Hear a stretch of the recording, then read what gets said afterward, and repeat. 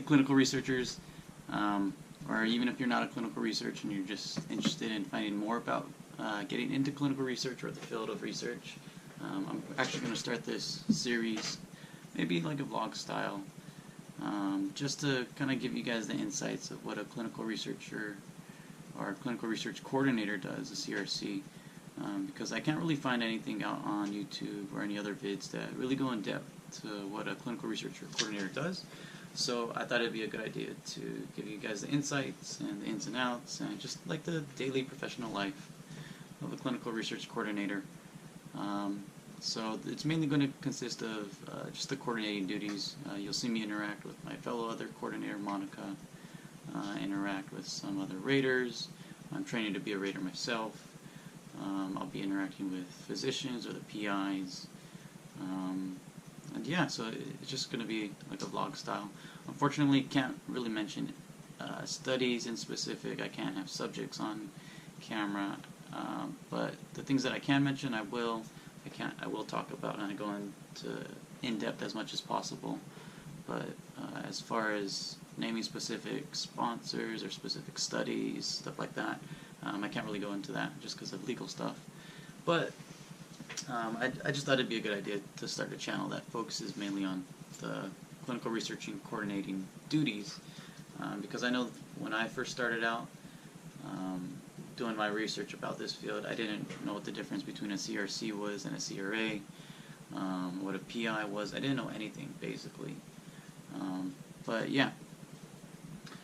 So a little bit about me and my backstory is I have a Master's of Science in Clinical Psychology, emphasis in applied research. And I really wanted to utilize my degrees. I had an AAT transfer for psychology from Citrus College. I received a Bachelor's of Arts from Channel Islands in psychology, and then I just got my Master's last year in 2018.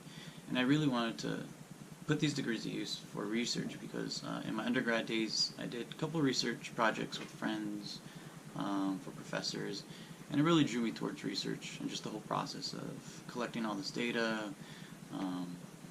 actually just creating something from scratch and seeing it actually flourish and something that would actually represent real life problems and real life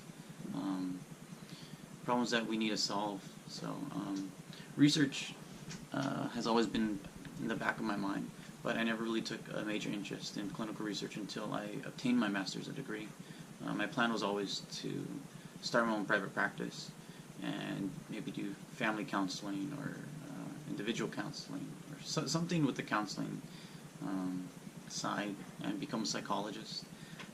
But after I found out that it's going to take me at least 10 plus years with education combined with internships and fellowships and a lot of other things, I decided to start looking around and see what else I could put my degree to. And so I stumbled upon clinical research, just looking on, like, not even Craigslist, just job ads online. And the thing that kept popping up was CRA, CRA, CRA. And it was really, really discouraging because all their ads for CRA were like, hey, you need at least 3+ years or 4+ years, 5+ years, or whatever crazy experience amount that was. And so I was just kind of discouraged at that point. But I kept looking and then stumbled upon CRC. And I was like, okay, well, I guess the CRC is kind of like the entry level, and then the CRA is kind of the next level where you get promoted to, and then so on and so forth. But I mean, I still really didn't understand the whole concept of clinical research and what happens or what goes on in it. So I kept digging, I kept researching, and then I just came upon Dan Sfera, who basically has every clinical research video out there on YouTube. And I mean, that was such a help because I literally spent one night up all night just, looking at all the videos that he has and they all range from basic clinical research all the way to advanced. Like, everything that you could possibly think of, he has done a video on it 3 times at least. He's actually going back and doing a comprehensive guide to the introduction of clinical research, and that's going to be like a 5 or 6 hours video. So when that's up, I'll link that on my YouTube channel so you guys can check that out. If anything I don't answer or I'm not clear of or not clarifying, you can always go to his channel. But yeah, I found him on YouTube and Instagram. I just said, hey, this guy really knows what he's doing. I found out he was in the industry for about 14, 15 years, so I could trust that information. I knew that he knew what he was talking about. So after watching at least 5, 6, 7, 8 videos that one night, the next day I was like, you know what? I'm just gonna shoot my shot. I'm gonna find him on Instagram if he has one, and if not, I'm just gonna send him a message, see if he has any leads, if he can use someone of my value, whatever. So I just sent it, and initially he said no, and I was like, okay, that's cool. Just keep my resume on hand to see if you might need someone like me, or if you can help me out. Just send my resume out to whoever you need to. Maybe about 2.5 months, 3 months passed by, and I just periodically check in with him, maybe every week, and then every 2 weeks, every week, every 2 weeks, just to let him know that I was still interested. But I was getting interviews, or phone interviews at this time, but it was all just pre-screening interviews, honestly. I guess the interviewers or the recruiters, they just wanted to see if I had any actual concrete experience, which I didn't, but that was mainly the only thing that was holding me back, just getting experience. And at a point that was really discouraging to me, because it didn't really look like I was going to make it into clinical research, just because everyone kept saying, oh yeah, you have a nice resume with all your degrees and all your side activities and academics and whatnot, but unfortunately you don't have that hard evidence or the hard concrete experience.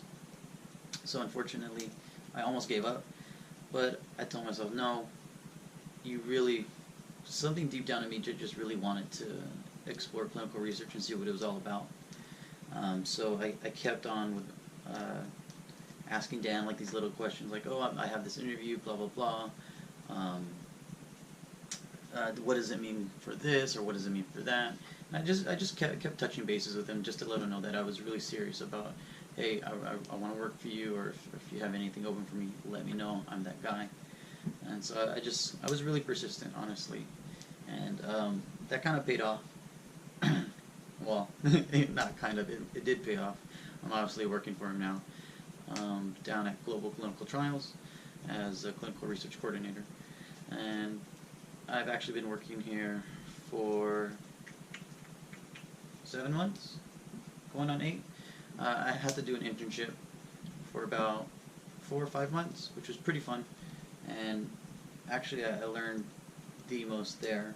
And actually, side note, clinical research, you will always learn something new every day, and this is no lie. I'm not emphasizing, I'm not trying to build anything up. I have been working here for, like I said, 7 going on 8 months, and I learn something new every single day.